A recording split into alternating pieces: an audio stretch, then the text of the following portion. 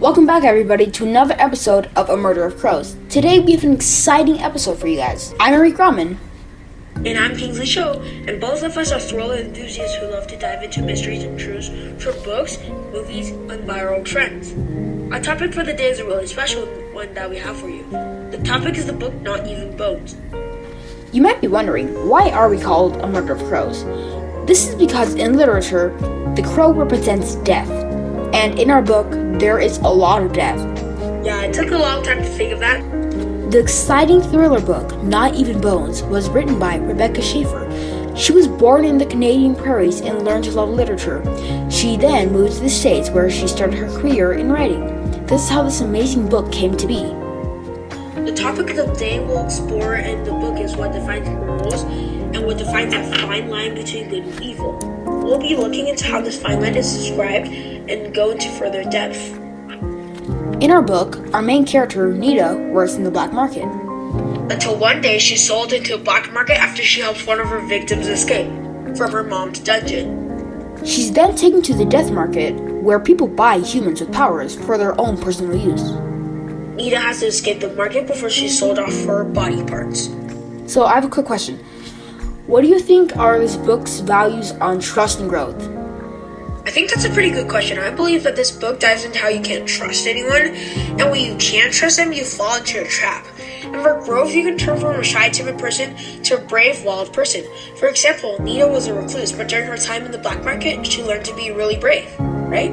Yeah, but I do agree with that, but I believe this book shows that you shouldn't judge a book by its cover, because deep down, they could be a horrible person. Like, for example, Fabricio. She thought he was a nice guy, that's why she let him escape the dungeon.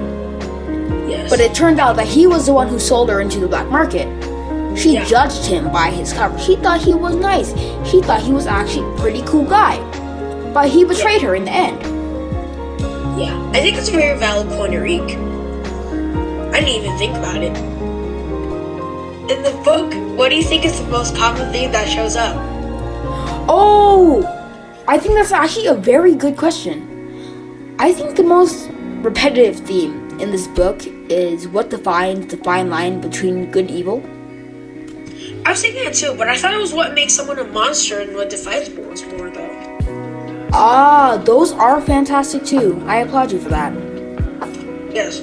So, coming back to what was the most important theme in the book, let's get back to your answer, Kingsley. What defines morals? I think the answer is kind of mixed because I think it all falls into perspective. But for me, morals are a lesson we learn from experience. Like for me, Nita has good morals, but Ray's her captor doesn't. But that could be different from someone else. Like from a different perspective, Ray's is just doing her job, earning money, feeding her family. But and then Nita could be portrayed as a bad guy if we wrote from Ray's perspective because she dissects bodies, right? Yeah. You took the words right out of my mouth. But I do concur with that. But I believe morals are behavior, mindset to situations and people. Oh, I didn't consider that part. Good job, Rick. Yeah, but as you said, it all comes down to perspective. Yeah. We all know society affects our mindset to influence our opinions, right, Arik? Yeah. How does society affect our minds on how we perceive good and evil? I know I will get backlash for this response, but I believe society rewires our minds to follow what is believed more, the bandwagon fallacy.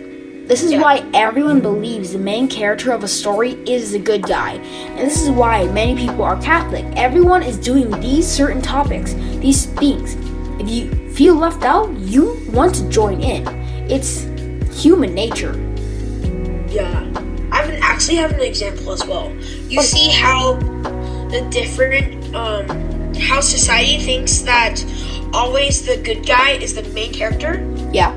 But maybe if we changed if it was the same two characters, but we switched the roles as protagonist and antagonist, maybe we had a different opinion on good and evil, right, Arik?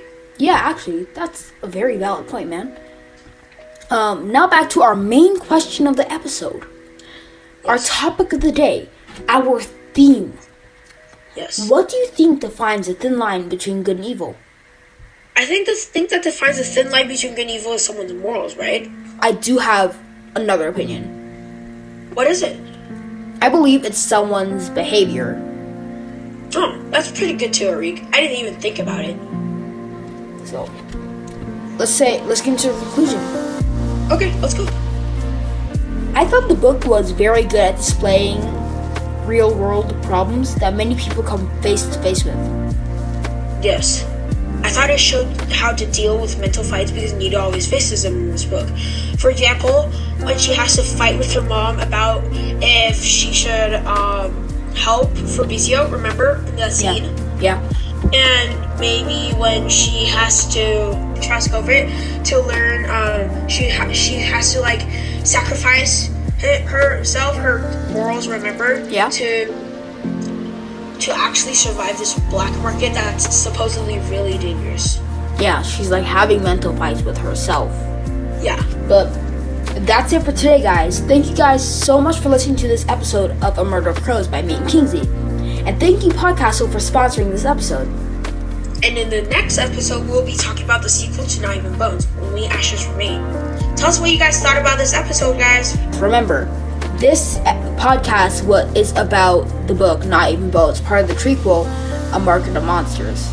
Yes. So there are still lots of mysteries and truths that we still haven't explored, but we will do in future episodes. But this is Arik Rahman. And Kingsley Cho. Signing off.